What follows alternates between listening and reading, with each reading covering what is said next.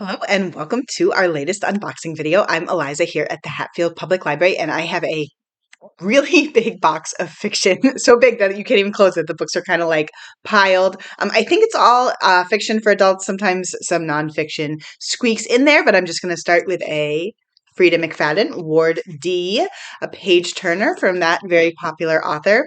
Not one of the new ones. We're going back and picking up all the old ones because people want them. Graham Norton, Frankie, best-selling author of Homestretch. Takes place in post-war Ireland to 1960s New York. It's by the host of the Graham Norton Show. The Librarians of Lisbon by Suzanne Nelson, a World War II story of love and espionage and librarians. So we like that. Oh, yeah. Boston librarians turned Allied operatives. Interesting. Death Takes Me by Christina Rivera Garza. A city is always a cemetery. Okay, so this sounds like a mystery where a professor finds a dead body, and then we go on to the detective, but what did the professor really see? We have Isola by Allegra Goodman, a Reese's Book Club book. Allegra Goodman wrote Sam. So this is about a woman who is heir to a fortune, but then she's orphaned. Her guardian spends her inheritance, and she becomes attracted to her guardian's servant. Oh, interesting. And then, wait, it doesn't stop. They both get abandoned on a small island with no hope for rescue. So, wow. Inspired by the real life of a 16th century heroine.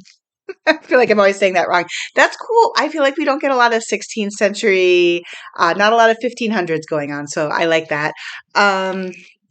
One Good Thing by Georgia Hunter, author of We Were the Lucky Ones, another World War II novel, the 1940 Northern in Italy.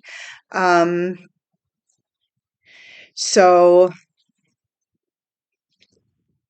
I feel like the World War II novels always have a lot of plot things, but the big thing is that there's the war. So, The Borrowed Life of Frederick Fife by Anna Johnston. It's got a kind of a cute vibe. So it's about a 82-year-old man who's very, very kind, but he has never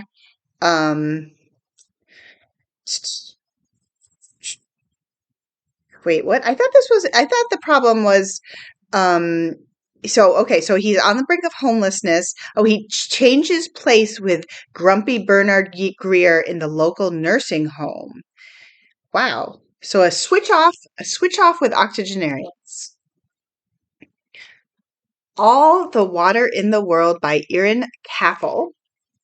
The Tradition of Station 11, a literary thriller set partly on the roof of New York's Museum of Natural History.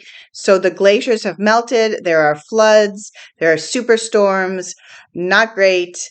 And it's about, I guess, taking care of this museum. James Patterson and James O. Bourne writing together Paranoia. New CJ box, Battle Mountain. Great cover. Look at that. The hawk is landing. A new Robert Dugoni, I guess writing with two other people, Jeff Langholz and Chris Crabtree. It's called Hold Strong.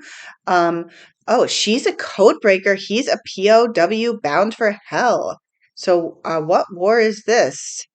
The World War II breaks out. He's captured in the Philippines. Oh, interesting. A love story. A new Robert B. Parker's Buried Secrets, written by Christopher Farnsworth. This one is getting a lot of attentional Stone Yard Devotional by Charlotte Wood. Just very stark, beautiful cover. Booker Prize 2024 shortlisted. And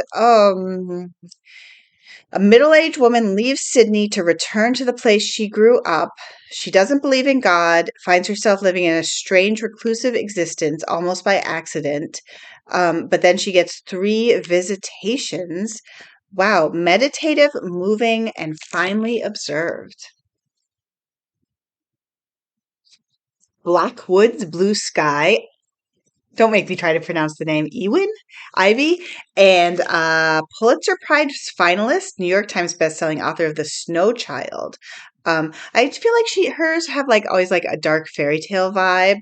Um, so, uh, so this takes place in the woods. 3 people living alone in the woods. It's idyllic, but then there's something, um, yeah, something dark going on that they're going to figure out. A new Jojo Moyes. We all live here. Patrons are super excited about the new Jojo Moyes. So it's about a woman who wrote a best-selling book about keeping your marriage alive, and now she's divorced and watching her husband play happy families with another woman. That is rough. And then she has 2 daughters. And then there's a lot of other characters. So it sounds like this is sort of like a family multi-point of view drama. She's very readable. I might pick that one up. It does look fun. People of Means by Nancy Johnson. I love this sort of very I don't know, graphic, I guess. I mean, not graphic in the sense of like gory, but like it just looks like very well designed cover. And so, fall of 1959, about a woman who's just arrived on the campus of Fisk University, and the ugliness of Jim Crow South intrudes. She's thrust into the movement for social change. And then there's another storyline in 1992 about her daughter. I like that. Multi generational. Crush by Ada Calhoun. So I think this is okay. Happy family. Um, about yes. So this is about a couple where the husband wants to open up the marriage, and it's about how that goes. 3 Days in June by Anne Tyler. Um, Oh, I mean, people love Ann Tyler, so I feel like I don't really have to sell this one.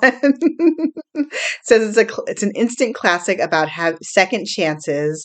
Um, so it's about a woman who her daughter is getting married, and then her ex-husband shows up on her doorstep. He has no place to stay, no suit for the wedding, but he does have a cat, and so yeah, yeah. I guess that's the second chances element. We have a new Steve Berrry, The Medici Return, a Cotton Malone novel. These are like historical fiction thrillers. Oh no, I'm sorry, it's not historical. It's like international espionage, I think. We have a new Gillian McAllister, Famous Last Words, and addictive thriller about a new mother whose world is upended when her husband commits a horrifying crime. Oh my God. So she's stressed. First, she sounds like she's stressed about dropping her kid off at daycare for the first time, which is very stressful. But then that is nothing because her husband um, takes people hostage. Wow, that sounds wild.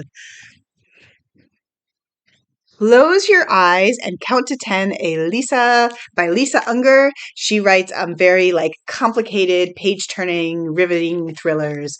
In this one, it's an extreme adventurer who invites people to play a game of hide and seek.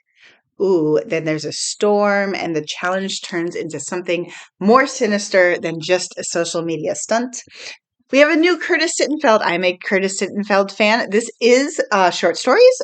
It's called Show Don't Tell. I think that again, some people not as into short stories. I think that Curtis Sittenfeld she really packs a punch in a short time. So I certainly want to read them. I think I maybe have read a few here and there in the New Yorker. So yeah, short stories by a popular author. last of all, we have Mark Greaney, Midnight Black, a gray man novel. And then I will just show you how big this box was. This box was so big and I still couldn't fit all the books in, but that's great because it means now we can get them out on the shelf. I